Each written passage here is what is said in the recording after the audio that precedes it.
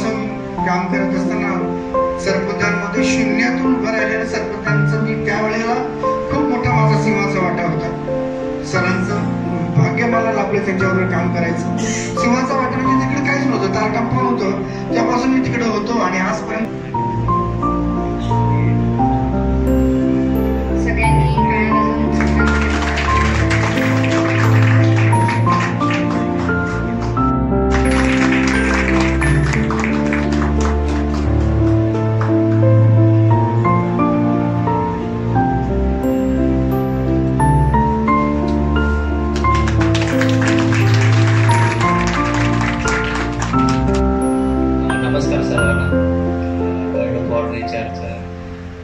हार्दिक अभिनंदन. कारण बरेच वर्ष झालं ते काम करतात आणि मी सोशल मीडियावर करून त्यांना शुभेच्छा देत असतो. मी या त्याच्या कामात असतो त्यामुळे मी काही सांगू करू शकत नाहीये, पण मला जर काही माहिती मिळेल तर यांच्यापर्यंत पोहोचवायचा प्रयत्न करतो. माझ्याकडून 5 वर्ष पूर्ण झाली आणि ही 5 वर्ष पूर्ण आणि हा मोठा व्याप ज्या व्यक्तीने या ठिकाणी उभा केला त्या व्यक्तीचं नाव आहे शुभम पांडेदार. आज विचार करा, स्वतःचा प्रपंच करत असताना इतरांना तळागाळातून शोधून काढून त्यांना निसर्ग संवर्धनामध्ये सहभागी करून घेऊन हे जे रोपची म्हणे जो आपुले तोची साधू ओळखावा देवते धेची जाणावा. 500 वर्षापूर्वी सुद्धा तुकाराम महाराजांनी सांगितलं की मारू नये सर्प.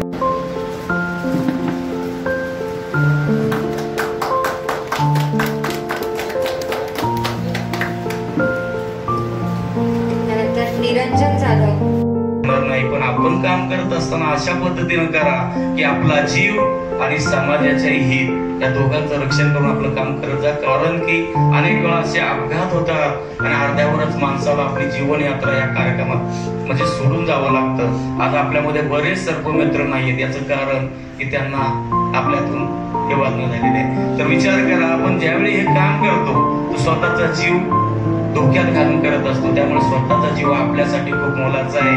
आणि आज वाढदिवसाचं औचित्य साधून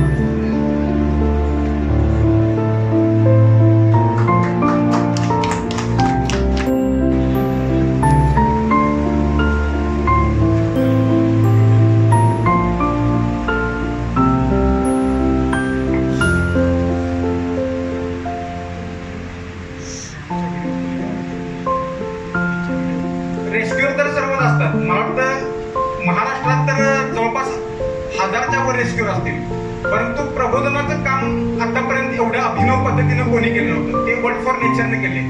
ते वर्ल्ड फॉर नेचरने याचा पाया रोवला, ही सुरुवात केली वर्ल्ड फॉर नेचरने आणि नक्कीच चांगली गोष्ट आहे.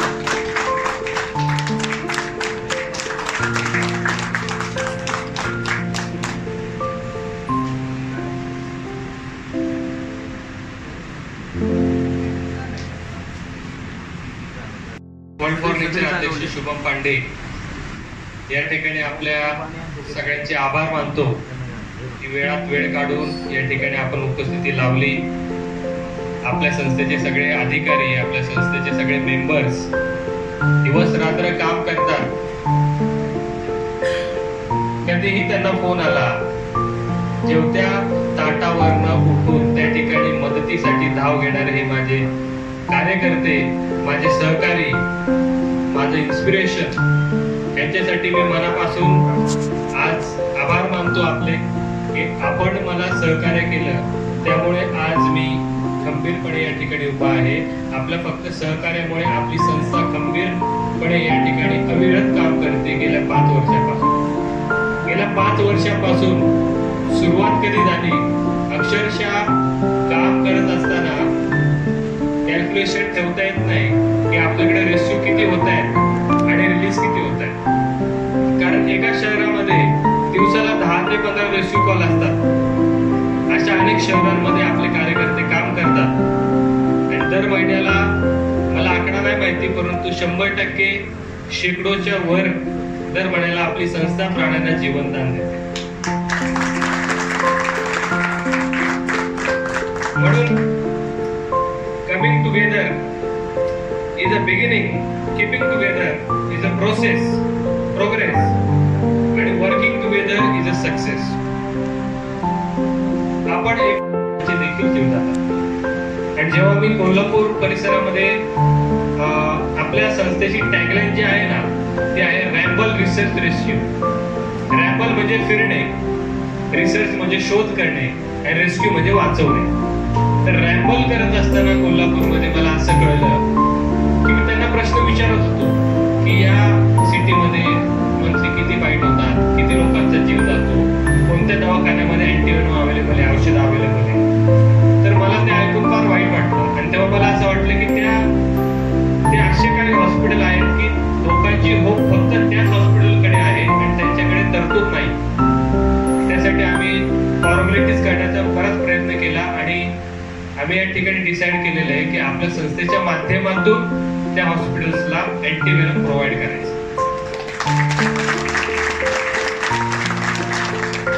आजच्या 2023 या आजच्या वर्धापन दिनाच्या दिवसापर्यंतचा माझा असा अनुभव आहे की जे काही मी पदनियुक्ती केल्या त्याच्यात असं मला वाटतं योग्य पदनियुक्ती केल्यामुळे किती चांगलं काम होऊ शकतो आणि संस्थेमध्ये